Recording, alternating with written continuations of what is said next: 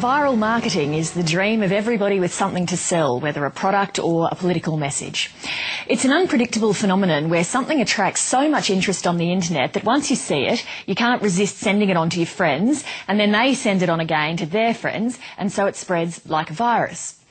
During the past week, what would normally be considered a pretty dry speech on British economics went viral. Daniel Hannan, a Conservative British member of the European Parliament, became a YouTube hit, excoriating the policies and performance of the British Labor Prime Minister Gordon Brown. In case you didn't see it, here's a taste. When you repeat in that wooden and perfunctory way that our situation is better than others, that we're well placed to weather the storm, I have to tell you, you sound like a Brezhnev-era apparatchik giving the party line. You know, and we know, and you know that we know that it's nonsense. Everyone knows that Britain is worse off than any other country as we go into these hard times. Within 24 hours of being posted, that clip had attracted 630,000 hits. Now, a week later, it's about to hit 2 million. Joining me from London at the end of the G20 week is the speechmaker Daniel Hannan. Mr. Hannan, thanks for being with us. Thanks for having me on. 2 million hits. How do you explain why this particular speech of yours went viral? Do you know, I've really got absolutely no idea.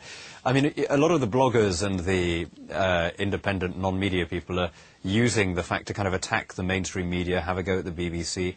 I've got to say, if I were a BBC producer, I'd have made the same call. If I were trying to think of the 5 dullest words in the English language, speech to the European Parliament would be, you know, pretty high up the list.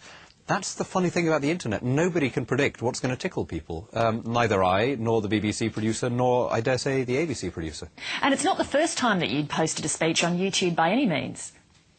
No, I've been doing it for years, and, you know, in the past, if I get 800, 900 hits, you know, I consider that a result. So, you know, it's a funny thing. The internet has broken down a lot of monopolies, including in politics and in the media, and it's a painful process of adjustment for people in my profession and, I suppose, for people in yours.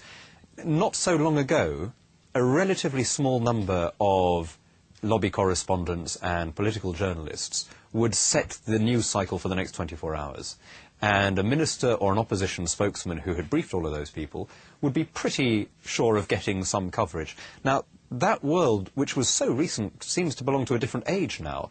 Those structures have been pulverized. You now have millions of independent online commentators and pundits and consumers deciding for themselves, reaching a kind of aggregate view of what it is that they find interesting. It's a slightly scary world for those of us who were brought up in the old system, but it's also, I think, quite a liberating thing because people can now make up their own minds, you know, that the message is disintermediated.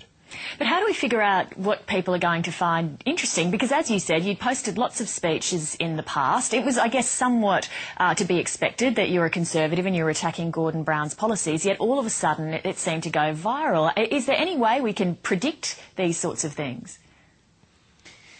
No. I mean, that's the amazing thing about the internet. There was a book called The Long Tail by a guy called Chris Anderson making this point that up until now, everybody, the retailer, the publisher, the film producer, is trying to second-guess the market. And because we're all human beings and we're all fallible, we do it imperfectly. You don't know what's going to be the blockbuster and what's going to be the failure. You know, a book publisher works on the basis that maybe 1 in 5 books is going to make a profit and the other 4 aren't, but he doesn't know which of the 5 it's going to be. The same thing is true in politics now, and a lot of political parties have been very slow to see this. They still try and press the internet into their existing structures. You know, they treat the web as just one more mechanism to get their message across.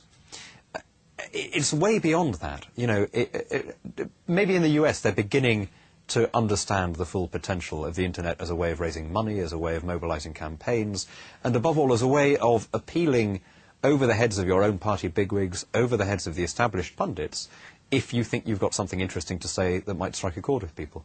You say that they're perhaps old-fashioned in their approach, and I guess you mean things like when Barack Obama just posts a speech on YouTube or Downing Street puts out a very anodyne comment on Twitter.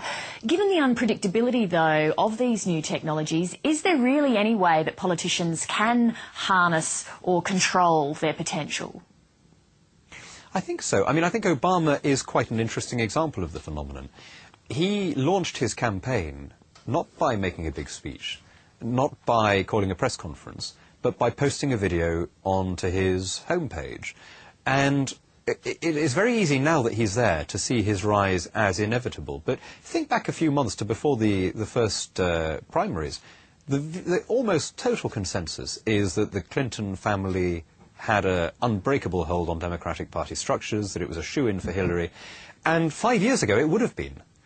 But the technological revolution allowed Barack Obama to do something that his predecessors couldn't have done, that Howard Dean came close to doing the last time round, but it wasn't quite there yet, which was to appeal over their heads because he had a compelling message, and people could hear it for themselves without needing, you know, a front man standing with a microphone interpreting it for them. And I think that's just made an absolutely colossal difference to the way politics is conducted, and I think a very good one, actually. It's a very healthy thing if the voter goes direct to the source and looks at what the political parties are saying without needing, you know, the chief political correspondent to tell them what it means, and then makes his own mind up as to which one he prefers. In your own case, you've now got all of this wonderful mileage that any politician would love. Do you think that you can convert that into something now more substantial using that platform, or was it more of a just one-off aberration that you happened to make a speech that suited the zeitgeist? You know, I don't know. Nobody knows. That's the brilliant thing about markets, and it's the brilliant thing about trying to predict them. I mean, I make speeches like that all the time. I think what this one had, maybe, in retrospect, I mean, I don't know, but my guess is that, you know, there is a real anger in Britain about the extent of our deficit, about the extent of our debt, and about the fact that, you know, we've never had an election with Gordon Brown. He came in after a kind of internal deal in the Labour Party. He looked as though he was going to go to the country last year, and then he chickened out at the last minute. So people feel unconsulted.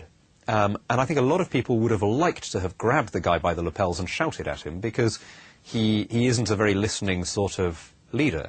Now, obviously, most people don't get the opportunity to do that. Under a quirk of the rules of the European Parliament, I did get to do that. And I suppose the next best thing, if you can't do it yourself, you get a certain vicarious pleasure in watching somebody else doing it for you. That I suppose, is why it caught on.